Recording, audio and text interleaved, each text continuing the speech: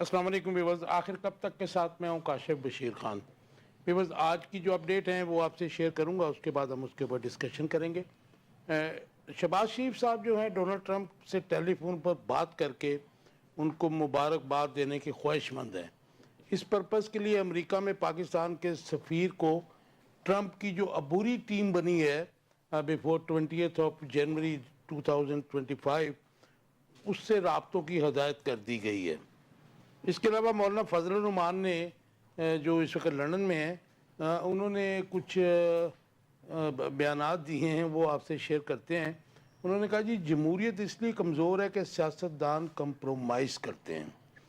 उसके अलावा उन्होंने ये भी कहा कि फ़िलहाल इमरान खान की रिहाई मुमकिन नज़र नहीं आ रही। हमारी वजह से आइनी तरमीम में 56 की बजाय 22 शिकें आईं। उसके अलावा उन्होंने कहा जी, नवंबर के आखिर से हम जलसों का सिलसिला शुरू कर रहे हैं, जिसके बाद लॉन्ग मार्च की ज़रूरत नहीं होगी। ये मौलाना फजल रहमान के बयान थे।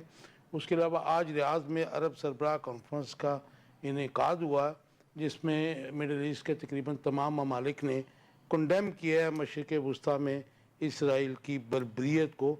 आज हम डिस्कस करेंगे कि क्या इसके बाद मशरिक़ वस्ती में इसराइल की बर्बरियत में कोई कमी आएगी, और स्पेशली जब ट्रंप जो है बरसरे इक़्तिदार आ जाएंगे तो उनका इंतखाबी नारा भी ये था कि जो जंगें हो रही हैं वो बंद करवाएंगे और कोई नई जंग नहीं होने देंगे दुनिया में हम।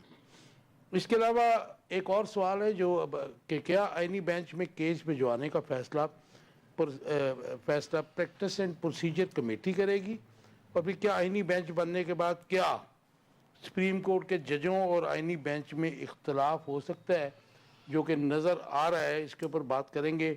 इसके अलावा जो वर्स्ट हालात हैं इस वक्त लाहौर में और पंजाब में स्मोक के, उसको भी डिस्कस करेंगे कि इस वक्त जो लाहौर की पोजीशन है वो एयर क्वालिटी इंडेक्स जो है, जो ऑफिशियल जो स्पोक्स पर्सन हैं पंजाब गवर्नमेंट के, वो यही बता रहे हैं कि 500 से ऊपर पहुंच गया है। आई डाउट कि ये 500 से बहुत ऊपर है, क्योंकि इस वक्त जो है लाहौर की सड़कों पे भी हमें जो है लोग बहुत कम नज़र आ रहे हैं, और जो पोजीशन है वो जो है बहुत ख़तरनाक हद तक दाखिल हो चुकी है। जबकि स्मोक के तदारक में नाकामी पर लाहौर हाई कोर्ट पंजाब हुकूमत पर आज सख्त बरहम भी हुई है। इंट्रोडक्शन कराऊंगा अपने मेहमानों का, जो आखिर कब तक में आज मेरे साथ हैं। इनाम शेख साहब हैं। शेख साहब, welcome to the show. Abid Hussain खिची साहब हैं। खिची साहब, वेलकम टू द शो। बहुत शुक्रिया। और इसके अलावा रियाज अहमद एहसान साहब हैं, इनका ताल्लुक पाकिस्तान मरकज़ी मुस्लिम लीग से है। रियाज साहब, welcome to the show. Sheikh साहब, आपसे शुरू करते हैं। शहबाज शरीफ साहब ने ख्वाहिश का इजहार किया है। उन्होंने कहा जी कि वो डोनाल्ड ट्रंप को फ़ोन करना चाहते हैं और फ़ोन करके उनको जो है मुबारकबाद देना चाहते हैं, और इसलिए उन्होंने पाकिस्तान के जो अमेरिका में सफ़ीर हैं उनको हदायत कर दी कि वो और उनकी टीम, जो आपको पता बहुत बड़ी टीम होती है सफारत खाने की, कि ट्रंप की बुरी टीम से रब्ते करें।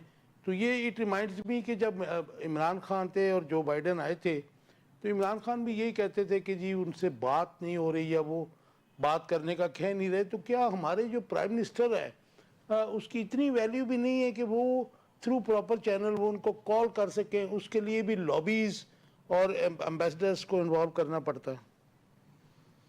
बिस्मिल्लाहिर्रहमानिर्रहीम। काशिफ भाई, thank you very much for inviting me on the programme. आपने जिस तरह इंटरव्यू में पूरा एक डिटेल्ड ब्रीफिंग भी दी है, फरमाया, पूरा बताया आपने। इसके ऊपर हम दो चीज़ें, एक तो ये है कि अगर इसको ऑन ए सीरियस नोट लिया जाए तो एक डिप्लोमेटिक नॉर्म्स होते हैं।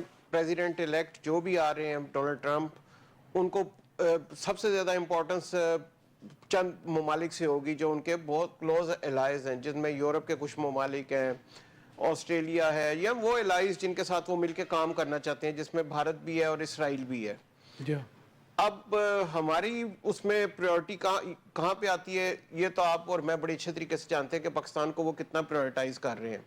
पाकिस्तान के ऊपर इंटरव्यू जो मीडिया में इस वक्त न्यूज़ आई, उसमें यही आया कि हमारे जो हमसाए हैं भारत, उनका जो प्राइम मिनिस्टर है मोदी, उन्होंने तो कॉल कर भी दी है। मैं वही आने लगा था सर कि हमारे पे ट्रंप साहब के आने से अभी सिर्फ कुछ 1-2 माह पहले ہمارے پہ کچھ اور پابندیاں بھی لگی ہیں جبکہ انڈیا پہ وہ پابندیاں نہیں لگی. تو یہ بڑا کلیئر انڈیکیشن ہوتی ہے کہ وہ کس طرف کو جانا چاہتے ہیں اور کس کے ساتھ ریلیشن رکھنا چاہتے ہیں اور کن کے ساتھ نہیں رکھنا چاہتے. اور ہمارے ہاں بڑی ایک مذائقہ خیز قسم کی آج کل چل رہی ہے, کون بچائے گا پاکستان, کیا ٹرمپ بچائے گا پاکستان. تو ہم اتنا ان پہ تکیہ کیے کہ بیٹھے ہیں کہ اب ٹرمپ آئے گا اور ہمارے لیے سب کچھ کر کے چلا جائے گا, تو مجھے ایسا نظر نہیں آ رہا. دوسرا, ڈونلڈ ٹرمپ کی پرائرٹیز اوبویسلی کیونکہ ان کے لیے تو زیادہ امپورٹنٹ وہ چیزیں ہیں جو امریکہ کو کنسرن ہے نا ان کا, تو وہ چاہیں گے امریکہ کی جتنی بھی بہتری کی جا سکے, جو انہوں نے وعدے کیا امریکن عوام سے وہ ان کو پورا کریں گے. وہ تھوڑا سا عام سیاستدانوں سے ہٹ کے وہ جو بات کرتے ہیں اس کو کوشش کرتے ہیں کہ اس کو میں اچیو کرنے کی کوشش کروں تاکہ میری عوام کے اندر میری اور مقبولیت بڑھے. اور وہ ایک آپ کہہ لیں کہ کنونشنل قسم کے سیاستدان نہیں ہیں, وہ ذرا ہٹ کے سیاستدان ہیں, اور ان کا مقصد ہی ہے کہ ان کو پتہ ہے کہ میری شاید لاسٹ ٹرم ہو اور اس میں چند ایک ایسے کام کر جاؤں گا کل کو اگر میری ڈیفینیٹلی لاسٹ ہی ہے جی ان کی ٹرم. جی ہاں, کیونکہ سیکنڈ ٹرم ہے ان کی. تو وہ اب چاہیں گے کہ اپنی بیٹی کے لیے بھی وہ کوئی راہ ہموار کرے, تو وہ ان کا کوشش یہ ہوگی کہ وہ میں ایسے کام کر جاؤں کہ میری بہتری ہو. تو ہماری جو پاکستان کی جو کوشش ہے وہ یہ ہے کہ ہم کسی طرح امریکہ کے اس گروپ کے اندر چلے جائیں.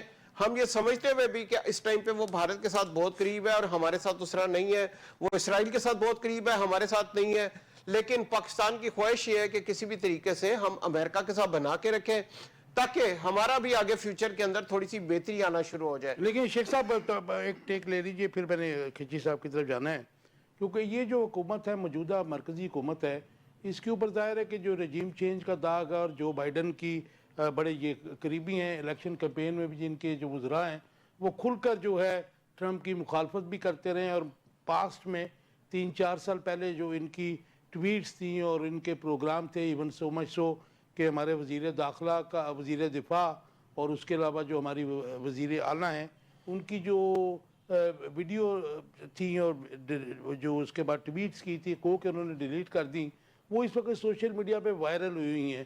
تو آپ سمجھتے ہیں کہ یہ ان کی دوری جو ہے, یہ جو ان کی قریبی قربت میں بدلنے کی خواہش ہے, یہ اسی تناظر میں ہے کیونکہ ان کے اوپر داغ ہے کہ یہ جو بائیڈن کی جو چینج تھی جو ڈونلڈ لو نے کیا اور اس کے بعد ہمارے ایمبیسڈر نے کیا یہاں پر امریکن نے, تو اس کے بعد اب ان کی خواہش ہے کہ اپنے اقتدار بچانے کے لیے یہ قربت حاصل کریں ڈونلڈ ٹرمپ کی. سر میرا نہیں خیال, اس کی وجہ یہ ہے کہ اس لیول کے اوپر جس لیول پہ اب پریزیڈنٹ الیکٹ ڈونلڈ ٹرمپ آ چکے ہیں, they have a heart, obviously وہ ان چیزوں کو سمجھتے ہیں اور ان چیزوں سے وہ مبرہ ہوتے ہیں, اس سے بہت اوپر ہے. ایسا نہیں ہے کہ پاکستان کے وزیر نے اگر کچھ کہہ دیا ہے تو ڈونلڈ ٹرمپ کے لیے وہ کوئی بہت بڑی خطرناک چیز تھی, وہ they gave a damn to it, ان کی نظر میں یہ چیز ہی کوئی نہیں ہے. تو مطلب وہ آپ وہ لیول دیکھیں, اور ہمارے کسی منسٹر کا کہہ دینا یا ہمارے کسی اور کا کہہ دینا اس کی کوئی وقت نہیں ہے. نہیں, جس طرح منسٹرز ان کے متواتر کہہ رہے ہیں تو وہ بھی گورنمنٹ کا موقع بھی ہوتا ہے. خیر آگے بات سر یہ کرتے ہیں. اپنے آپ کو پورٹرے کر رہے ہیں, ان کا قد کاٹ بہت اوپر ہے, ہمارے منسٹرز کا کیا لیول ہے؟ اس کا آپ کا مطلب کہ ان کا اپنا جو خوف ہے وہ مطلب جو ہے وہ یہ اپنا قد بڑھا رہے ہیں, نتھنگ بیونڈ دیٹ. جی کی صاحب کیسے دیکھتے ہیں ڈونلڈ ٹرمپ سے ٹیلی فون پر بات کر کے خواہش مند ہیں میاں شہباز شریف صاحب, اور پاکستان میں جو امریکہ میں جو پاکستان کے ایمبیسڈر ہیں ان کی ڈیوٹی بھی لگا دی ہے کہ جو بری ٹیم ان کی بنی ہے ان کے ساتھ رابطے کریں اور کوشش کریں کہ ٹیلی فونک بات ہو سکے. بہت شکریہ کاشف صاحب. اس کیس میں آپ دیکھیے گا کہ سب سے پہلے تو ہمارے پرائم منسٹر صاحب نے جیسے ہی ڈونلڈ ٹرمپ صاحب پریزیڈنٹ بنے تو انہوں نے پہلے تو لاء کی وائلیٹ کی ہے. سب سے پہلے آپ نے ایکس کو پاکستان میں بین کیا ہوا ہے, لیکن آپ نے وی پی این شاید یوز کر کے یا ملک سے کہیں باہر جا کے آپ نے ان کو پہلے مبارکباد تو دے دی ہے. ڈپلومیسی باقی جہاں تک بات ہے ٹیلی فون پہ بات کرنا تو ڈپلومیسی ہے. آپ دیکھیے سپر پاور ہے امریکہ, اس بات میں کوئی دوسری رائے نہیں ہے. No doubt. اب سپر پاور کے ساتھ آپ نے چلنا ہے, یو این او کو وہ پوری طرح سے کنٹرول کرتا ہے اور آپ کے اوپر ہر وقت خطرات منڈلاتے رہتے ہیں, کبھی انڈیا کی طرف سے, کبھی افغانستان کی طرف سے, ایون ایران بھی کئی بار آپ کے ساتھ ٹسل پہ آ جاتا ہے. تو آئی ایم ایف سے بھی جو ہم نے آئی ایم سے بھی, اور اس لیے اسٹریٹجیکلی ہمیں ان کی ضرورت رہتی ہے. تو اس لیے پریزیڈنٹ کو اگر مبارکباد دینا چاہتے ہیں اور ٹیلی فون کرنا چاہتے ہیں تو میرا نہیں خیال یہ کوئی نامناسب سی بات ہے. یہ مناسب بات ہے. آپ اپنی ڈپلومیسی کو اتنا اسٹرانگ کریں, اپنے آپ کو فائنینشلی اتنا اسٹرانگ کریں, اپنے آپ کو اسٹریٹجیکلی اتنا اسٹرانگ کریں تاکہ لوگ آپ کے ساتھ بات کرنا مناسب سمجھیں. دیکھیے جیسے بات ہو رہی تھی پیوٹن, جیسے ہی وہ الیکٹ ہوئے پریزیڈنٹ, تو انہوں نے سب سے پہلی کال پیوٹن کو کی ہے, کیونکہ وہ ان کی ایک اہمیت ہے. وہ سپر پاور اپنے آپ کو کلیم کرتے ہیں, ان کا بہت ساری چیزوں کے اوپر کنٹرول ہے. تو اس انداز میں میں یہ سمجھتا ہوں کہ اگر پرائم منسٹر آفس نے یہ کوشش کر رہا ہے اور انہوں نے وہاں پہ اپنے ڈپلومیٹ آفس کو کہا ہے کہ وہ اپنے رابطے تیز کرے اور ملاقات کا کوئی بندوبست کریں یا ٹیلی فون کا کوئی بندوبست کریں, تو یہ ایک اچھی چیز ہے. آپ سمجھتے ہیں کہ جو پیوٹن کو کیا تو یہ ان کے جو الیکشن میں ظاہر ہے کہ یوکرین کی جو جنگ تھی اس کے اوپر بھی ان کا بڑا واضح موقف تھا کہ میں وہ بند کرواؤں گا. دیکھیے امریکنز خود جو ہیں وہ جنگوں سے تنگ آئے ہوئے ہیں, وہ فائنینسز میں کرائسس کے اندر موجود ہیں, اس لیے وہ چاہتے ہیں کہ ان ساری چیزوں سے وہ چھٹکارا پائیں, they get rid of it, اور اس سے نکل کر وہ اپنے بزنس کو اسٹرانگ کریں, اپنی اکانومی کو اسٹرانگ کریں, اپنے ملک کو اسٹرانگ کریں, اپنے لوگوں کے لیے کام کریں, نہ کہ وہ الائز کی جنگوں میں وہاں سے چلیں یوکرین میں آ جائیں, یوکرین سے چلیں فلسطین کے نہتے اور معصوم لوگوں پر اسرائیل کے حملے کروائیں. یہ ساری فنڈنگ بھی تو ہے نا جی ان کے. الٹیمیٹ یہ ساری چیزیں تو اس کی. جی ریاض صاحب کیسے دیکھتے ہیں, میں خواہش ہے مطلب معصومانہ خواہش کہہ لیجئے what ever you call it, لیکن انہوں نے کہا جی کہ میں ان سے مبارکباد ٹیلی فون پہ دینا چاہتا ہوں, ویئرز میں ایز فار ایز آئی نو مودی نے تو فون کر بھی دیا ہے, میں خیال وہ ان کی بات ہو گئی جو میڈیا میں رپورٹ ہوا. بسم اللہ الرحمن الرحیم. سب سے پہلے تو بہت شکریہ کاشف بشیر خان صاحب. میری دعا ہے کہ اللہ سبحانہ و تعالیٰ آپ کو ایمان و صحت والی لمبی عمر عطا فرمائے اور آپ اسی طرح اسلامیت, انسانیت, پاکستانیت اور ادبیت کا پرچار کرتے رہیں. Thank you. اب آتے ہیں آپ کے سوال کی طرف. دیکھیں, ایک پاکستان وہ تھا جب پاکستان کا صدر امریکہ جاتا تھا تو امریکی عوام اہم نمائندگان کے ساتھ سڑکوں کے دونوں اطراف میں کھڑے ہو کر پاکستانی صدر کا استقبال کیا کرتی تھی. ہم نے بانی پاکستان قائد اعظم محمد علی جناح کا ایک جملہ ہمارے مقررین بڑی جگہ پہ استعمال کرتے ہیں, لیکن وہ جملہ قائد اعظم محمد علی جناح رحمۃ اللہ علیہ نے امریکی صدر ٹرومین کو لکھے گئے خط میں کہا تھا کہ اسرائیل ایک نجائز ریاست ہے, امریکہ کو اس کی حمایت بند کر دینی چاہیے. اب پاکستان میں ڈیموکریسی کے نام پر ایجنٹوکریسی کے 7 اشرے جو ہیں وہ مکمل ہونے والے ہیں. ان 7 اشروں میں جو ہماری حکمران اشرافیہ ہے یہ عوام کی تائید و حمایت سے نہیں آتی ہے, یہ غلاموں کی صف میں کھڑے ہوئے ہیں اور غلاموں کی صف میں رہنے والے لوگوں کی دنیا عزت نہیں کرتی ہے. ہم پاکستان, بلا شبہ پاکستان کا ازلی اور ابدی دشمن ہندوستان ہے, اور آپ نے کہا کہ مودی نے انہیں مبارکباد کا فون کر بھی دیا ہے. یہ کوئی بہت اچھی بات نہیں ہے کہ پاکستان سفارتی اعتبار سے ہر روز ہر آتے دن کے ساتھ تنہا ہو رہا ہے. پاکستان مرکزی مسلم لیگ یہ سمجھتی ہے کہ جب عوام کی طاقت کسی حکمران کے ساتھ ہوتی ہے تو دنیا ان سے بات کرنے کی خواہش مند ہوتی ہے. ہم پاکستان کو اس مقام پر لے آئے ہیں کہ اب دنیا کا کوئی حکمران پاکستانی حکمرانوں سے بات کرنے کے لیے تیار نہیں ہے. میں سمجھتا ہوں یہ پاکستان کی توہین ہے, یہ پاکستان کی تذلیل ہے, اور پاکستان کی سیاست کو اب میچور ہونا چاہیے. پاکستان کی سیاست کو اور اہل ریاست کو یہ فیصلہ کرنا چاہیے کہ ہم کب تک عوام کے محبوب سیاستدانوں کو عوام کی پہنچ سے دور رکھیں گے. جب عوام کے محبوب نمائندے حکمران بنتے ہیں پھر پاکستان باوقار ہوتا ہے, پاکستان سربلند ہوتا ہے, اور دنیا بھی پھر پاکستان کو عزت و تکریم کی نگاہ سے دیکھے گی. Right, thank you very much جی. آپ کا آ گیا اسٹانس. شیخ صاحب, ریاض میں آج عرب سربراہ کانفرنس کا انعقاد ہے, یہ ایمرجنسی میں ہوا ہے, تو آپ کیا سمجھتے ہیں کہ وہ تقریریں تو بڑی دلکش تھیں تمام لوگوں کی وہاں پر, بشار الاسد ہو یا مصر کے صدر ہوں یا پھر کوئی اور ہو, ایون شہباز شریف صاحب نے بھی کہا کہ جی ان کی خواہش لگتی ہے کیونکہ اسلحہ تو ظاہر ہے اسرائیل کو سپلائی بند نہیں ہو سکتی ہے. انہوں نے کہا جی ان کا اسلحہ جو ہے وہ اس کی سپلائی روک دی جائے اور ان کو عالمی جو ہے عدالت میں ان کا ٹرائل بھی کیا جائے. تو آپ کیا سمجھتے ہیں کہ آج کے بعد مشرق وسطیٰ میں اسرائیل کی بربریت میں کوئی کمی آئے گی اس کانفرنس کے بعد؟ اور کیا اس کے ساتھ ایڈ کر لیجئے کہ ٹرمپ کے آنے کے بعد سچویشن کو چینج ہوگی مشرق وسطیٰ میں؟ سر اس میں 2-3 چیزیں بڑی اہم ہیں. ایک تو ڈونلڈ ٹرمپ کے کیمپین کے اندر زائنسٹ کا بڑا ہاتھ ہے. زائنسٹ وہ ہیں جنہوں نے قبضہ کیا ہوا ہے فلسطینیوں کی جائیدادوں پہ, پراپرٹی پہ, فنڈنگ بھی ان کی ہو رہی ہے. زائنسٹ وہ لوگ ہیں جو کہ نجائز قبضہ کر کے بیٹھے ہوئے ہیں. اوور آل اگر آپ دیکھیں تو اس کانفرنس سے زیادہ مجھے ایک چیز نظر آئی ہے کہ یورپ کے اندر ایک فٹ بال کا میچ ہوا ہے جو کہ وہ بہت زیادہ کریزی ہوتے ہیں جی اور ادھر اسرائیلیوں کو انہوں نے مارا ہے باقاعدہ. کس نے مارا ہے؟ گوروں نے مارا ہے. انہوں نے کہا تم ظلم کر رہے ہو فلسطینیوں کے اوپر. اس سے آپ اندازہ کر لیجئے جو آج سے چند سال پہلے اسرائیلیوں کے ساتھ ہوا کرتے تھے ان کو بھی نظر آ گیا ہے کہ اسرائیل ظلم کر رہا ہے نہتے فلسطینیوں کے ساتھ. تو یہ بہت بڑی بات ہے. اب آ جاتے ہیں کہ یہ کانفرنس کا انعقاد ہونا بہت اچھی بات ہے کہ آپ نے کانفرنس کا انعقاد کیا ہے, لیکن کیا میں یہ سمجھ لوں کہ اس کانفرنس کی وجہ سے جس جگہ پہ حماس نے پورا ایک کوشش کی اسرائیل کے ساتھ مقابلہ کرنے کی, اس کے بالکل ساتھ ایک پچھلی سائڈ پہ سمندر ہے, ادھر اسرائیل ہے, ایک طرف ایجپٹ ہے, ایجپٹ نے اپنا بارڈر بند کیا ہوا ہے حماس کے ساتھ, ایک مسلمان ملک اپنے مسلمان بھائیوں کو جگہ نہیں دے رہا کہ وہ اس سائڈ پہ آ سکیں, دوسری طرف لبنان ہے, لبنان کی سائڈ کا بارڈر بند ہے. تو آپ یہ دیکھیے کہ غزہ کے وہ محصورین یا غزہ کے وہ بیچارے مظلوم جن کے اوپر بمباری کی, جن کو شہید کیا گیا, چلے میں کہتا ہوں اسرائیل نے تو ظلم کیا ہی کیا, اس میں تو کوئی شک ہی نہیں تھا, کیا وہ بیچارے آگے سمندر میں چلے جاتے؟ ایجپٹ کو چاہیے تھا اپنا بارڈر کھولتا. ہم مسلمانوں میں آپس سے اتفاق نہیں ہے, ہم جتنی مرضی کانفرنسز کر لیں, ہم کہتے ہیں کل کو کسی مسلمان حکمران کو 2 پیسے زیادہ ملیں گے, وہ پھر دوبارہ اسرائیل کے ساتھ چلا جائے گا, وہ پھر دوبارہ امریکہ کے ساتھ چلا جائے گا. تو مجھے اس کانفرنس سے زیادہ بہتر لگا ہے کہ فٹ بال میچ کے اندر جو اسرائیلیوں کو مار پڑی ہے, میرے لیے وہ زیادہ امپورٹنٹ ہے کہ عام یورپ کے باشندے کو پتا چل گیا ہے کہ اسرائیل ظلم کر رہا ہے فلسطین کے ساتھ. وہ تو پبلک سینٹیمنٹ ہو گیا نا جی. تو سر یہ ظلم کی داستان پہلے نہیں تھی نا, آج سے سال پہلے آپ جاتے سب کہتے تھے نہیں اسرائیل مظلوم ہے, آج سب کہتے ہیں نہیں اسرائیل ظالم ہے. تو یہ ایک پرسیپشن جو چینج ہوا ہے, کل کو ان کے حکمرانوں کے اوپر ڈیفینیٹلی اس کا امپیکٹ آئے گا. رائٹ.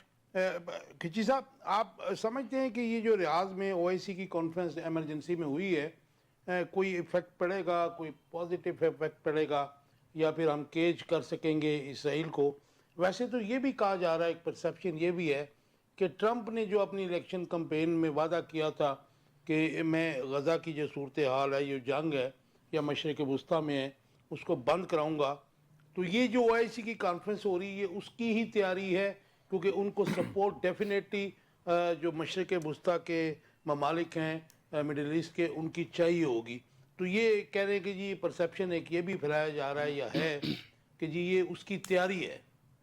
دیکھیے جی, اگر ڈونلڈ ٹرمپ صاحب کی بات کرتے ہیں, انہوں نے اگر جنگ رکوانی ہوتی جس طرح سے انہوں نے سب سے پہلا فون پیوٹن کو کیا ہے, تو وہ پہلا فون نیتن یاہو کو بھی کر سکتے تھے. انہوں نے نیتن یاہو کو اب تک کال نہیں کی. اس کا مطلب یہ ہے کہ وہ یہ نہیں چاہتے کہ جو اسرائیل کی ظلم اور بربریت کی داستان فلسطین میں رقم ہو رہی ہے اس سے اسرائیلیوں کو روکا جائے بنیادی طور پر. اور دوسری بات یہ ہے کہ یہ نعرہ الیکشن کے اندر جہاں پہ لوگوں کو پتہ چلتا ہے, جہاں پہ کینڈیڈیٹس کو پتہ چلتا ہے کہ کوئی ایسا نعرہ ہے جس نعرے کی بنیاد پر ہمیں فیور مل سکتی ہے, تو وہ ہمیشہ لگاتے ہیں. جیسے شیخ صاحب بات کر رہے ہیں, میں آتا ہوں, سوری ٹو انٹرپٹ یو, لیکن اس نعرے کی وجہ سے بڑی اسٹرانگ لابی جو مسلمانوں کی تھی 25 لاکھ ووٹرز تھے, مسلمان ووٹرز تھے, بیسیکلی ان کو انہوں نے اٹریکٹ کیا ہے. یہ ان کا الیکشن سٹنٹ مجھے تو نظر آتا ہے, بظاہر یہ نظر آتا ہے, کیونکہ نیتن یاہو کو اب تک ان کی کال نہیں آئی, نہ انہوں نے آن بورڈ لیا, نہ انہیں بتایا, نہ پوچھا. اور دوسری بات یہ ہے کہ جنگ ہوتی ہے 2 فوجوں کے درمیان, رائٹ, اور جہاں ایک طرف فوج اور دوسری طرف نہتے لوگ ہوں جو اپنے گھروں کے اندر کہیں چھپ کے بیٹھے ہوں اور ان کو ظلم و بربریت کا نشانہ بنا دیا جائے, یہ جنگ نہیں ہوتا, یہ صرف ظلم ہوتا ہے, اور ظلم کی یہ داستان رقم ہو رہی ہے. اور ایسے لوگ جو درد دل رکھتے ہیں, جو انسانیت کی بات کرتے ہیں, وہ یورپ کے فٹ بال گراؤنڈ کے اندر ہو وہاں بھی مارتے ہیں, اور جو حماس کی طرح کھڑے ہو کر اپنے پاؤں پر کھڑے ہوتے ہیں اور دشمن کو للکارتے ہیں, اور ایسے لوگوں کے لیے کو میں سلیوٹ پیش کرتا ہوں. اور غازہ میں شہید نہیں ہے, اور وہاں پہ جو شہید تو ہوئے ہیں, جو بچ گئے ہیں میں ان کو صرف اور صرف غازی کہتا ہوں. اسرائیل نے اپنی طرف سے ہر وہ ممکن کوشش کی ہے جس سے وہ غازہ میں ہر طرح کی بربریت کر سکتا, اس کو ملیا میٹ کر سکتا, نیست و نابود کر سکتا, اور وہاں جا کر قابض ہو جاتا. اسرائیل نے اپنی ہر ممکن کوشش کر لی ہے. یہ اللہ کی طرف سے ایک مدد ہے جس کی بنیاد پر غازہ میں آج بھی غازی موجود ہیں. آج بھی فلسطین اپنے پاؤں پر کسی حد تک کھڑا ہے, باوجود اس کے لبنان کا بارڈر سیل کیا گیا, ایجپٹ کا بارڈر سیل کیا گیا, اس کے باوجود وہ ان کے پاس دیکھیے آپ خوراک کی ٹرانسمیشن نہیں ہے, کہیں سے بھی نہیں ہے. ہمارے یہاں پہ ایک فنڈ کریٹ کیا گیا وزیر اعظم کی طرف سے, لیکن آپ دیکھیے اس میں سے اس کی ترسیل وہاں کتنی ہوئی ہے, مواصلات کتنی ہیں, بالکل نہیں ہے, نہ ہونے کے برابر ہے. اور آپ کا کوئی بھی گورنمنٹل آفس جو ہے اس کے بارے میں جواب نہیں دے سکتا, کیونکہ ہم وہ جو بات میرے بھائی کر رہے تھے کہ جو قومیں گری ہوتی ہیں اپنے معیار سے, ان کی کوئی قدر نہیں کرتا, اور اسی کی بنیاد پر اگرچہ ہم نے ایک کوشش کی لوگوں کو سینٹیمنٹس ان کے اپنے ساتھ لے جانے کی, ایک ایسی سوچ ڈیولپ کرنے کی کہ ہم غازہ کے, ہم فلسطین کے مظلوموں کے ساتھ کھڑے ہیں, ہم اس میں بھی کامیاب نہیں ہو سکے. اب آتے ہیں, آپ کا ایک پرٹیکولر کویسچن تھا کہ یہ جو کانفرنس کی گئی ہے اس کا کوئی فائدہ ہوگا یا نہیں ہوگا. اگر یہ پیپرز تک محدود رہی اور اس پر کسی طرح سے کوئی کام نہ کیا گیا, اور ہمارے جو ارباب اختیار ہوں گے, جو کانفرنس کے منتظمین ہوں گے, جو ان کے پارٹنرز ہوں گے, جو الائز ہوں گے, وہ اگر اپنے اس موقف کو اقوام متحدہ میں اسٹرانگلی پریزنٹ نہیں کر سکیں گے, وہاں پہ کسی قسم کی ریزنٹمنٹ یا ریٹیلیشن کی بات نہیں کریں گے, تو یہ کبھی بھی کامیاب نہیں ہو سکیں گے. کیونکہ نیتن یاہو اور اسرائیل جو ہے وہ سٹبرن ہے, وہ بالکل اڑے ہوئے اپنی بات پر, ڈٹے ہوئے اپنی بات پر. وہ کہتے ہیں جی ہم نے جی فلسطین کو مٹا کر چھوڑنا ہے. تو میرا خیال ہے کہ اب بھی ان کو ہوش کے ناخن لینے چاہیے اور اس کانفرنس کو بامقصد بنانا چاہیے, بامانی بنانا چاہیے اور فروٹفل ہو, جس سے اس کے بنیادی مقاصد حاصل ہو سکے. لیکن ایک چیز کا تو ڈفرنس میرے خیال میں آئے گا کہ ہم نے دیکھا کہ جب سے جنگ شروع ہوئی ہے, ایک تو یہ جنگ پرلونگ کر گئی, اور اس میں جو ہے اس میں بڑی جو ہے مخالفت اسرائیل کے اندر سے بھی, شہریوں کی طرف سے بھی آ رہی ہے. ان کے وزیر دفاع نے بھی ریزائن کر دیا ابھی تھوڑے دن پہلے, 2-4 دن پہلے.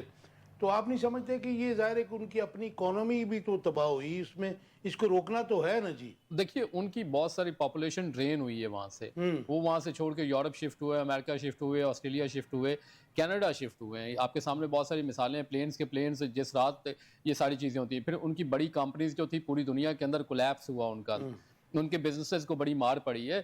تو یہ بات درست ہے, وہ جو سفر کر رہے ہیں لوگ, دیکھیے سارے لوگ ظالم نہیں ہوتے. آپ کسی بھی قوم کی بات کریں گے, جو ہم بات کرتے ہیں, جس طرح سے ہم دہشت گردی کی بات کرتے ہیں, وہ ہمیں ہمارے مذہب کے ساتھ جوڑتے ہیں, تو ہم ہمیشہ کہتے ہیں بھائی دہشت گرد کا کوئی مذہب نہیں ہوتا. تو سملر سچویشن یہاں پہ بھی ہے.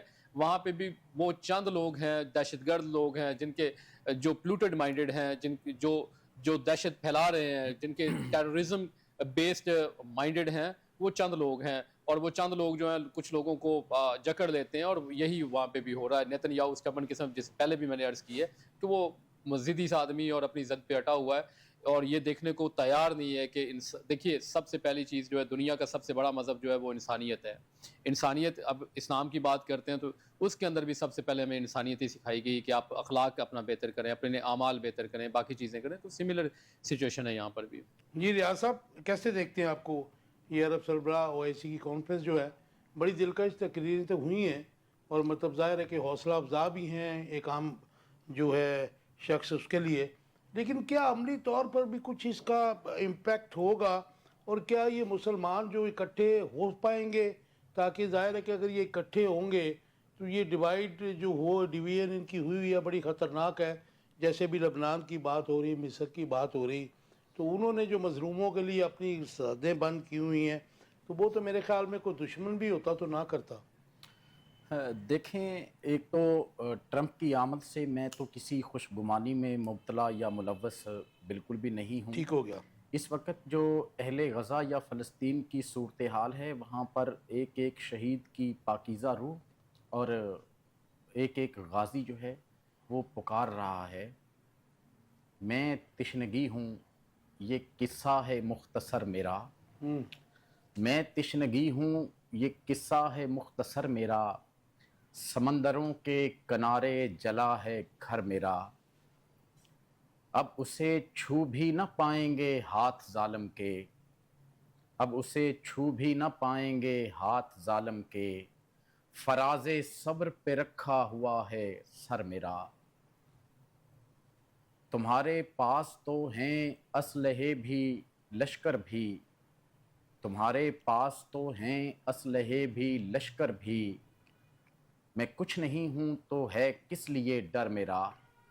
یہ صورتحال بڑی سنگین ہے. مسئلہ فلسطین پر گفتگو کرتے وقت ہمیں اپنے لوگوں کو آج بتانا ہوگا, اپنی قوم کو بتانا ہوگا کہ جو لوگ 1916 کے اندر महज 6% थे। किस तरह अमेरिका और बरतानिया की एक मुनज़्ज़म साजिश और हिकमत अमली के नतीजे में 1933 तक वो यहूदी जो हैं 6% जो थे वो 33% तक पहुंच गए, और उन 33% यहूदियों को बुनियाद बनाकर जब ये मुकदमा अक़वाम मुत्तहिदा में पहुंचता है तो उस वक़्त 57 मेंबर जो ममालिक थे वो उस पर क्या रद्द अमल देते हैं। वहाँ पर 33 जो ममालिक हैं उन्होंने अक़वाम मुत्तहिदा में यहूदियों के लिए एक अलग रियासत के क़याम की मंजूरी दी, उसके लिए वोट किया।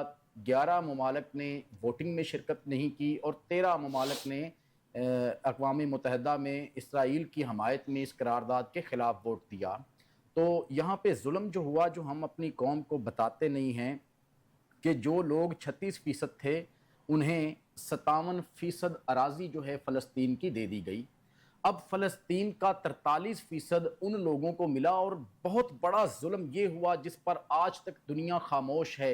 एक जुल्म कश्मीर में हुआ कि इंसानों समेत ये पूरी रियासत इंसानी तारीख़ में पहली बार बेची गई। दूसरा जुल्म फ़लस्तीनियों के साथ हुआ कि 36% लोगों को 57% ज़मीन दे दी गई, और वो 57% में कुछ अज़ला ऐसे भी थे जिनके अंदर यहूदी 1% थे और 99% जो थे ये फ़लस्तीनी थे। लेकिन वो इलाके भी इसलिए ले लिए गए कि वहाँ पर मीठे पानी यानी पीने के साफ़ पानी के चश्मे थे, तेल के ज़खायर थे। और आज फ़लस्तीन के जोग्राफिये के हवाले से भी हमारे दोस्त बड़े तज़ब्ज़ुब का शिकार हैं। हमारे दोस्तों को शायद इल्म नहीं है कि फ़लस्तीन को अल्लाह रब्बुल इज़्ज़त ने फ़लस्तीन के दुनिया की इस वक्त 60% से ज़ायद जो आबी तजारत है वो फ़लस्तीन की मरहून मिन्नत है।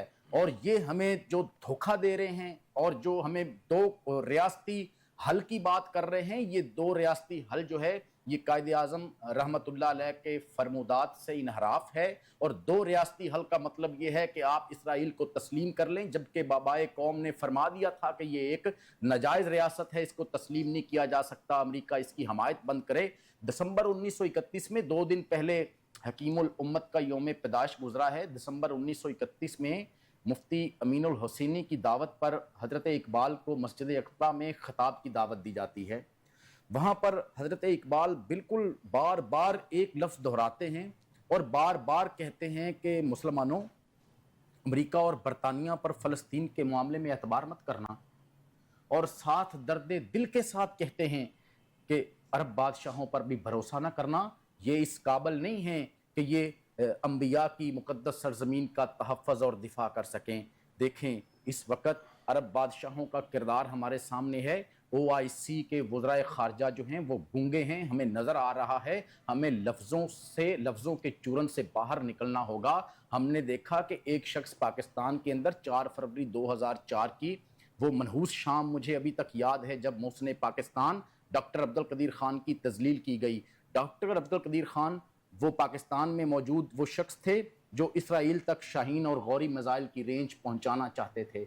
उन्होंने जब फंड लेने की बात की तो उन्हें बरतरफ कर दिया गया। मैं तो यही समझ पाया हूँ कि जो आप बात कर रहे हैं आप तो वही कर रहे हैं जैसे 1967 में मुसलमानों ने और स्पेशली पाकिस्तान ने भी सपोर्ट किया था जंग में अपनी अफवाज बेचकर, और जो है असला भी दिया था। लेकिन आज के जो आलमी हालात हैं और स्पेशली पाकिस्तान की जो पोजीशन है, मैं नहीं समझता कि पाकिस्तान उस तरह जैसे भुट्टो साहब ने सपोर्ट किया था या फिर अयूब खान का रजीम था हम अब सपोर्ट कर सकते हैं। अब तो सफारती सतह पे ही इसका हल निकलेगा। मेरी ये खान साहब गुजारिश ये है कि देखें, जब हम अपने मुहसिनीन का एहतराम नहीं करते हैं, जब हम अपने मुंतखब नुमाइंदों का एहतराम नहीं करते हैं जो इस कौम के हकीकी नुमाइंदे हैं, बात कौन करता है, दुनिया की आंखों में आंखें कौन डालता है, जिसके दिल जो अवाम के वोट की कुव्वत से आया होगा। इस वक्त ये सारे एजेंट हैं, ये IMF के एजेंट हैं, ये अमेरिका, इसराइल और बरतानिया के नौकर हैं। ये पाकिस्तानी अवाम के जज्बात की तर्जुमानी करने की सलाहियत नहीं रखते। मैं एक बात कह के मैं ख़त्म करना चाहता हूँ। देखें, मोहसिन पाकिस्तान की तजलील के बाद ना ये कौम मुत्तहिद हुई है। अब उसके बाद हमें नज़र आ रहा है ये अपने मोहसिनीन की मज़ीद तजलील बर्दाश्त करने के लिए तैयार नहीं है। ये कौम सफ़बंदी कर रही है। आप देखिए कि मोहसिन शहरगे पाकिस्तान इस वक्त مسلسل اسرائیل اور امریکہ اور ہندوستان اور برطانیہ کی قید میں ہیں. ان کی خواہش اور ایما پر محسن شہرگ پاکستان اس وقت قید میں ہیں، لیکن عوامی مطالبہ بڑھتا جا رہا ہے.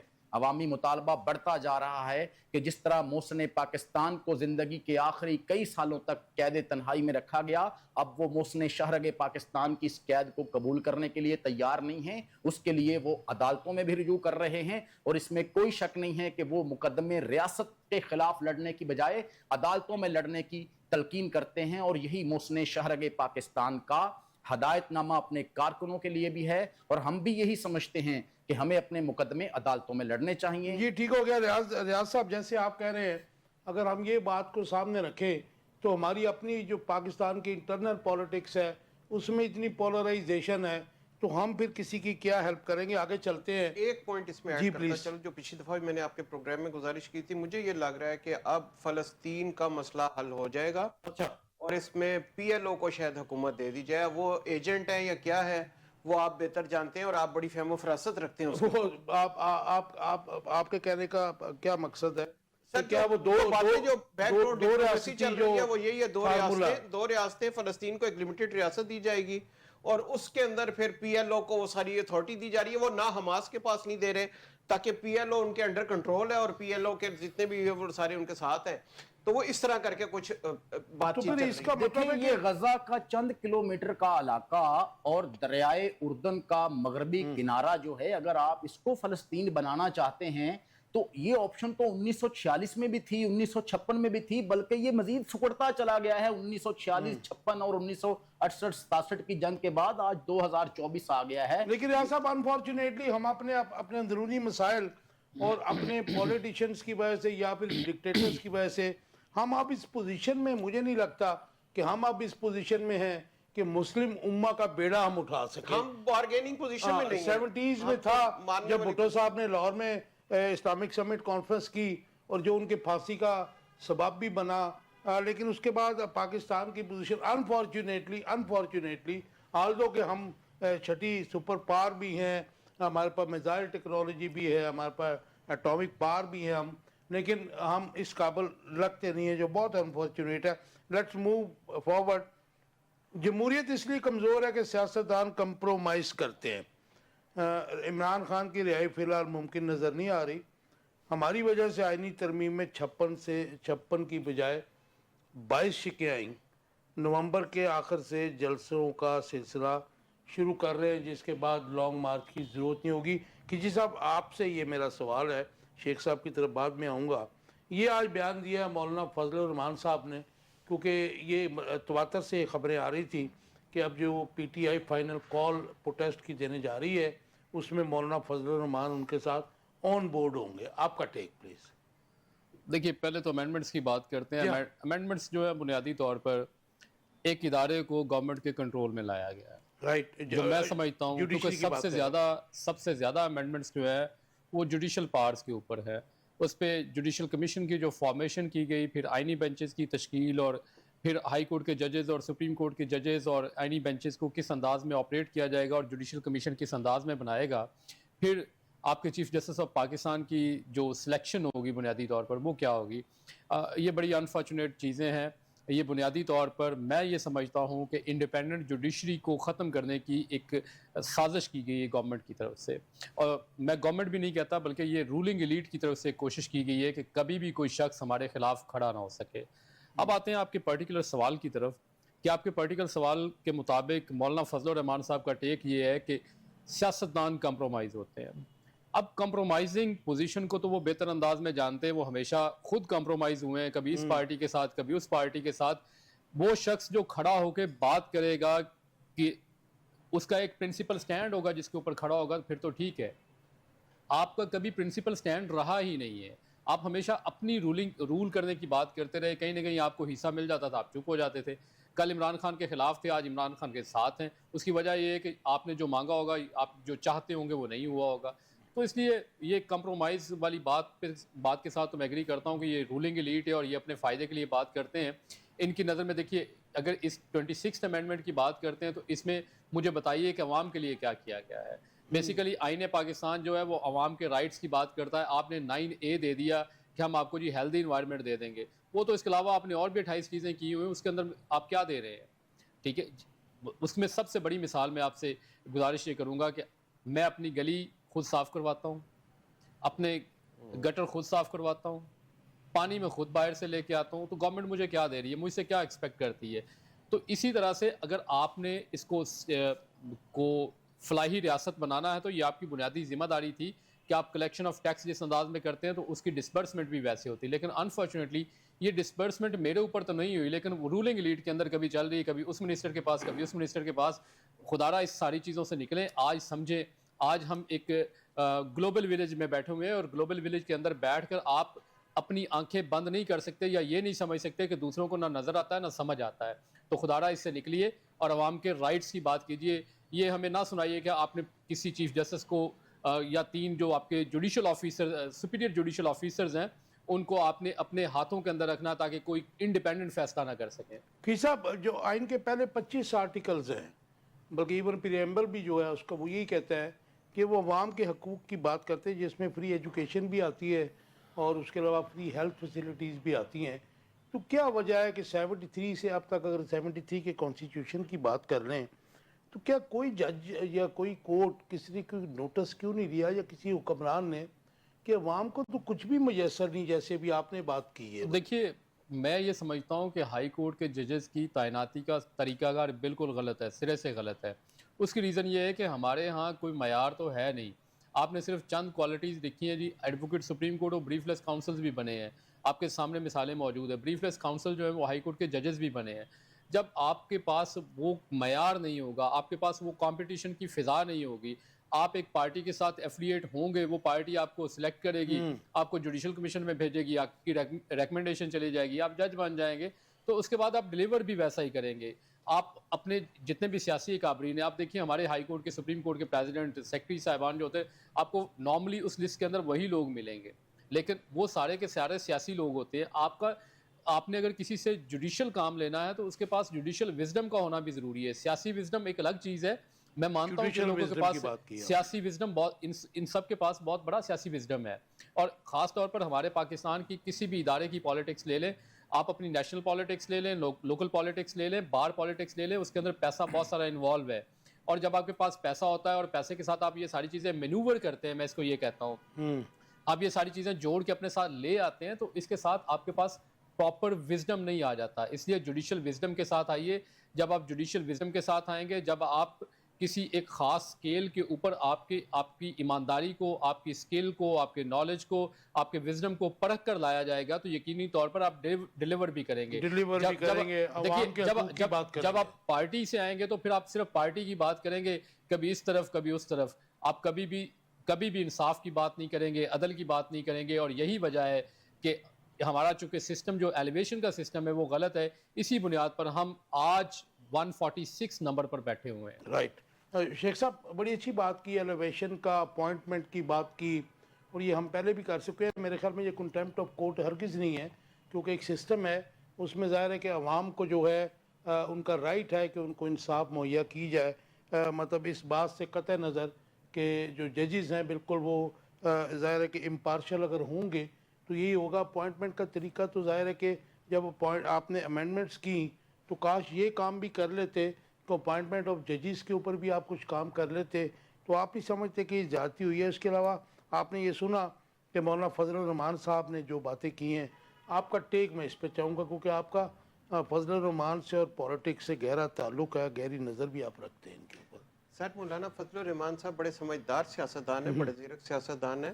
اپنے مفاد کے لیے جی, وہ مطلب میں وہی گزارش کرنے لگا ہوں کہ کبھی بھی ٹانگ کے اندر میں نے نہیں دیکھا کوئی لڑکیوں کا کالج بنایا ہو, لنڈی کوتل میں نے نہیں دیکھا کوئی انہوں نے ہاسپٹل بنایا ہو, وانا کے اندر میں نے نہیں دیکھا انہوں نے کوئی یونیورسٹی قائم کی ہو, کسی جگہ پہ بچوں کے لیے کوئی کام کیا ہو, کسی جگہ صحت کے اوپر کوئی کام کیا ہو. کبھی انہوں نے نہیں کہا کہ میرے بھائیوں کو منسٹر بنائیں, کبھی انہوں نے نہیں کہا میرے بیٹے کو وزیر بنائیں یا گورنر KPK لگا دیں, کبھی انہوں نے نہیں کہا کہ میری بیٹی کو اور میری اہلیہ کو مبینہ طور پہ کوئی ایسی کوئی سیٹ دے دی جائے کیونکہ وہ کمپرومائز نہیں ہے, وہ تو بڑی اصولوں کی سیاست کرنے والے ہیں ماشاءاللہ, اور کبھی وہ نہ زرداری صاحب کے ساتھ بیٹھے ہیں نہ کبھی وہ نواز شریف صاحب کے ساتھ بیٹھے ہیں, اور پھر انہیں خیال آتا ہے اچانک کہ اب عمران خان کی پاپولیرٹی زیادہ ہو گئی ہے تو چلو یہ جھولا بھی جھول لیتے ہیں, تو وہ بھی انہوں نے کوشش کر کے دیکھ لی کہ شاید اس میں مجھے کوئی جگہ مل جائے. تو مولانا فضل الرحمان صاحب کے جتنے بھی فرمودات ہیں ذرا وہ خود ان پہ غور کر لیں تو ان کو بہتر اس کا ایک تجزیہ مل جائے گا, اور ان کو بہتر طور پہ پتہ چل جائے گا کہ پاکستانی سیاست کے اندر کون سب سے زیادہ کمپرومائزڈ ہے اور اپنے علاقے کی عوام کے لیے کس نے کیا کام کیا ہے. اور جہاں تک بات ہے یہ 26ویں آئینی ترمیم کی, بڑا افسوس کے ساتھ کہنا پڑتا ہے کہ یہ ہمارا جو کانسٹیٹیوشن بنا ہوا ہے, جو آئین پاکستان بنا ہے, جس کو کہا جاتا ہے کہ یہ بڑی اہم کتاب ہے, بڑی معتبر کتاب ہے, سر ایسی کتاب کہ جس کے اندر ہر وقت ہی کوئی نہ کوئی تبدیلی کی جا رہی ہوتی ہے, ٹویسٹنگ کی جا رہی ہوتی ہے, اور وہ ٹویسٹنگ عوام کے مفاد کے لیے نہیں ہے, وہ کبھی بھی اس لیے نہیں ہے کہ عوام کو اس کا کہیں سے بینیفٹ مل جائے, وہ اس لیے ہے کہ جی ججز بھی ہمارے کنٹرول میں آ جائیں, پنجاب پولیس بھی ہمارے کنٹرول میں آ جائیں, باقی ادارے بھی کنٹرول میں آ جائیں. یہ سب کچھ کر لینے کے باوجود آپ یاد رکھیے گا کہ فرعون نے بھی یہ ساری کوششیں کی تھی کہ ساری چیزیں میرے نیچے آ جائیں, آپ یہ یاد رکھیے گا وہ کبھی کامیاب نہیں ہوا تھا. اور شیخ صاحب سوری ٹو انٹرپٹ یو, مجھے جو یاد پڑتا ہے, آئی واز اسٹوڈنٹ, میں گورنمنٹ کالج میں پڑھتا تھا جب 8th امینڈمنٹ آئی تھی, تو میرے خیال میں اتنا جو جابر ڈکٹیٹر تھا جنرل ضیاء الحق, وہ ایک 8th امینڈمنٹ لے کے آیا تھا, اس کے اتنی چھیڑ خانی تو اس آئین کے ساتھ اس نے بھی نہیں کی تھی جتنی سو کالڈ ڈیموکریٹک رولرز نے کی ہے 2 سال میں 2.5 سر سال میں اس ہپوکریٹ کو تو چھوڑ دیتا ہوں, یزید نے آپ دیکھ لیجئے کیا کیا تھا, تو کیا اس کی حکومت چل پائی تھی؟ تو یہ اللہ تعالیٰ کے ہاتھ میں ہوتا ہے, یا آپ جتنی مرضی کوششیں کر لیں کہ سب کو ہٹا دیں اور پوری دنیا کو ختم کر کے کہیں کہ بس میں حکومت کر لوں, تب بھی یہ کامیابی نہیں ملنے والی. تو اس صورت کے اندر ان کو عوام کی فلاح کے اوپر توجہ دینی چاہیے. یہ وہ دور ہے جو ہمارے ینگسٹر ڈیمانڈ کر رہے ہیں, وہ بےچارے بھوکے ہیں, نوکریاں مل نہیں رہی, کاروبار ہے نہیں, سڑکوں پہ بےچارے لوٹ مار کر رہے ہیں, اور ان کو حکمران اشرافیہ کو فرق ہی نہیں پڑتا, یہ باہر بیٹھے مزے کر رہے ہیں, ان کو کوئی احساس ہی نہیں ہے کہ پاکستان کے اندر اکانومی کے کیا حالات ہیں. وہ جھوٹے اینکرز بٹھائے ہوئے ہیں ٹی وی چینلز کے اوپر اتنے پیسے دے کے, اور وہ کہہ رہے ہیں پاکستان کی اکانومی بہتر ہو گئی ہے, میرے ساتھ چلے اور مجھے 10 لوگوں سے ملوا دیں جو اپنی مرضی کے 10 لوگ ہیں, اور اگر وہ کہہ دیں اکانومی بہتر ہو گئی ہے, سر آپ جو حکم کریں گے میں قابل قبول ویسے ایک ہوگا. بات کو یہاں پہ کلیئر شیخ صاحب کرنا چاہیے, یہ جو سٹاک ایکسچینج کا آرٹیفیشل رائس ہے, یہ اکانومی تو ہمارا نہیں ہے, لیکن اصل اکانومی تو وہ ہے جو عام لوگوں کو جو ضرورت اشیاء جس ریٹ پہ مل رہی ہیں اور جو ان کی حالت ہے, جو بلنگ کی سر کیا حالت ہے. چکن سستا ہوا ہے, کیا ٹماٹر سستے ہوئے ہیں, کیا گوشت سستا ہوا ہے؟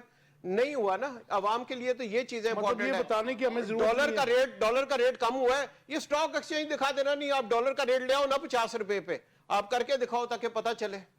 جی رائٹ, جی آپ کچھ کہہ رہے تھے. میں یہ کہہ رہا تھا کہ آپ نے ایک اسٹیرائڈ لگایا ہوا ہے کہیں پہ جو صرف اور صرف سٹاک مارکیٹ کے اندر ہے اور آپ کی کسی کمپنی کے اندر موجود نہیں ہے. آپ کی کمپنیاں چھوڑ کے کتنی کی آپ نے یہ بتایا ہے؟ ایس سی سی پی سے آپ یہ رپورٹ لا کے پبلک کر دیں تاکہ لوگوں کو پتہ چل جائے اور لوگ یہ سمجھنے پہ مجبور ہو جائیں, یہ ماننے پر مجبور ہو جائیں کہ آپ کی اکانومی اوپر جا رہی ہے, آپ کی سٹاک مارکیٹ اوپر جا رہی ہے, اور آپ کے لوگوں کا جو اتنا عالمی ہے کہ پی آئی اے خریدنے کو کوئی فورن انویسٹر تیار نہیں ہے, یہ ہماری فورن انویسٹمنٹ ہے. ریاض صاحب کوئکلی ذرا بتا دیجیے, ٹائم آلموسٹ ختم ہو رہا ہے. دیکھیں میں تو یہ سمجھتا ہوں کہ یہ جو 26ویں آئینی ترمیم ہے یہ بنیادی طور پر توہین عوام کا قانون ہے. اب اگر ہم اس پر بات کرتے ہوئے توہین عدالت کے مرتکب ہوتے ہیں تو 100 بار ہوں, لیکن ہم بتائیں گے کہ یہ توہین عوام کا قانون ہے. حکمران اشرافیہ, بلکہ انہیں مافیاز کہنا چاہیے, حکمران مافیاز نے بڑے بے رحمانہ انداز کے ساتھ پاکستان کی جمہوریت پر حملہ کیا ہے, پاکستان کی عدلیہ پر حملہ کیا ہے, اور قومی وسائل اور قومی خزانے پر اپنا قبضہ برقرار رکھنے کے لیے یہ ان کی ایک کوشش ہے. 26ویں آئینی ترمیم کو ہم نہیں مانتے, یہ پہلی بات ہے. اب دوسری صورتحال یہ ہے کہ واقعی ملک ترقی کر رہا ہے. آپ لاہور سے ملتان تک کا سفر کیجئے اور آپ کو ہر موڑ کے آگے جو ہے 4-6 پولیس اہلکار ٹریفک والے کھڑے ہوئے نظر آئیں گے. ٹریفک پولیس اہلکار, جو موٹر وے پولیس کہہ لیں آپ انہیں, تو وہ آپ کو روک رہے ہوں گے. جب آپ رکیں گے تو کہیں گے کیمرہ دیکھیے, یہاں آپ نے 40 کی سپیڈ سے گزرنا تھا. آپ یہاں سپیڈ زیادہ تھی تو 5-4 ہزار روپے آپ وہاں دیتے ہیں، پھر 10 کلومیٹر کے بعد اور 5-7 اہلکار کھڑے ہوتے ہیں. یہ لوٹ مار، یہ پاکستان کی معیشت کو بہتر کر رہے ہیں. آپ پاکستان کے کاروباری طبقات کو دیکھیے، آپ پاکستان کے تاجروں کو دیکھیے، پاکستان کی سڑکوں پہ دیکھیے کہ کتنا ظلم ڈھا رہے ہیں کہ انکروچمنٹ کے نام پر یہ لاکھوں لوگوں کو بے روزگار کر رہے ہیں. آپ سڑک کنارے گاڑی کھڑی کیجئے اور آپ کو یوں لگے گا جیسے آپ یورپ میں یا امریکہ میں ہیں. ون لائن آنسر دے دیجئے ہو گئی ہے. اس کا حل کیا ہے؟ اس کا حل دیکھیں یہی ہے کہ عوام کے ووٹ کا احترام کیا جائے، خدمت نفس کی بجائے خدمت انسانیت والی سیاست کو عوام اپنایا کے جائے. مینڈیٹ کو بلڈوز نہ کیا جائے. کچی صاحب میرے پاس 1 منٹ ہے. یہ آئینی بینچ میں کیس بجھوانے کا فیصلہ کیا پریکٹس اینڈ پروسیجر کمیٹی کرے گی؟ نہیں جی، وہ تو واضح طور پر لکھا ہوا ہے آپ کی امینڈمنٹ کے اندر کہ وہ جوڈیشل کمیشن کرے گا، جوڈیشل کمیشن بنائے گا آپ کے تمام آئینی بینچ. اور یہ آئینی بینچ بننے کے بعد کیا سپریم کورٹ کے جج اور آئینی جو بینچ میں ججز ہیں یہ اختلاف ہو سکتا ہے؟ بظاہر یہ نظر بھی آ رہا ہے. تو دیکھیے آپ اگر دیکھیے آئینی بینچ بنائیں گے تو اس کا کسی کو سربراہ بھی بنائیں گے. اب ایک ادارے کے اندر 2 سربراہ ہوں گے تو بنیادی طور پر ٹسل ہی ہے، 2 سربراہ آپس میں لڑیں گے. تو آپ سمجھتے ہیں کہ یہ ججز کو اور سپریم کورٹ کو ملائن کیا گیا؟ یہ ڈیوائیڈ کرنے کی کوشش کی جا رہی ہے، ملائن کرنے کی کوشش کی جا رہی ہے، اور ایک دوسرے کو یہ ایسے تناؤ میں رکھنا چاہتے ہیں کہ وہاں پہ نہ کوئی ڈیلیبریٹ کر سکے، نہ کوئی کنسلٹ کر سکے، اور نہ ہی پراپر ڈیلیورنس کر سکے. یہ نا بنیادی طور پہ نا انہوں نے کیا یہ ہے کہ یہ سپریم کورٹ کو انہوں نے نا سٹیل مل پاکستان اور PIA بنا کے رکھ دیا ہے. اب سپریم کورٹ آف پاکستان کی وہ حیثیت نہیں ہے جو آج سے 1 ماہ پہلے تھی. سپریم کورٹ کو اپنے حقوق واپس لینے کے لیے کردار ادا کرنا ہوگا. لیکن یہاں پہ دیکھیں آرٹیکل 48(4) کے اندر امینڈمنٹ کر دی کہ نہ کوئی اتھارٹی، نہ کوئی ٹرائیبونل اور نہ ہی کوئی عدالت ہمیں چیلنج کر سکتی ہے. ہمارا جو ایکٹ آف پارلیمنٹ ہے وہ ایک مقدس گائے اور اس کو کوئی نہیں چھیڑ سکتا. سر کوئی بھی آئین قرآن سے متصدم ہو ہی نہیں سکتا. دیکھیے وہ آرٹیکل 2 to 7 کا اس میں لکھا ہوا ہے کہ all existing laws of Pakistan shall be brought in conformity with Quran and سنہ.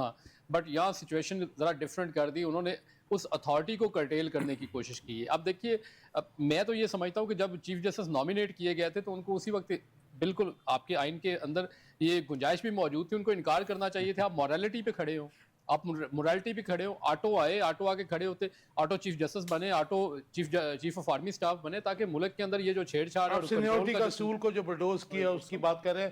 انفارچونیٹلی ٹائم ختم ہو گیا، لیکن ایک ہمارا جو امپورٹنٹ ٹاپک تھا وہ رہ گیا. لاہور میں ایئر کوالٹی انڈیکس جو ہے، میں نے اپنے انٹروڈکٹ میں میرے پاس جو رپورٹس تھی وہ تھی کہ 500 کو کراس کیا ہے، لیکن مجھے کریکٹ کیا ہے میری ٹیم نے جو پیچھے بیٹھی ہے. انہوں نے کہا جی اس وقت 1000 سے اوپر بڑھ چکا ہے air quality index which is very harmful for the health of people of Pakistan اور لاہور.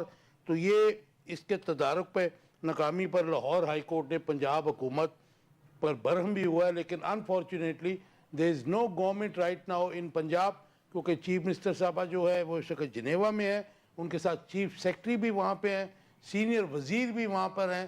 اور میں سمجھتا ہوں کہ اس وقت جس پوزیشن کا سامنا پنجاب کو اور KPK میں بھی ہے یہ ظاہر ہے، لیکن جو پوزیشن پنجاب کی ہے اس میں بڑی سالڈ قسم کی گورنمنٹ اور گورنمنٹ پالیسی ضرورت تھی.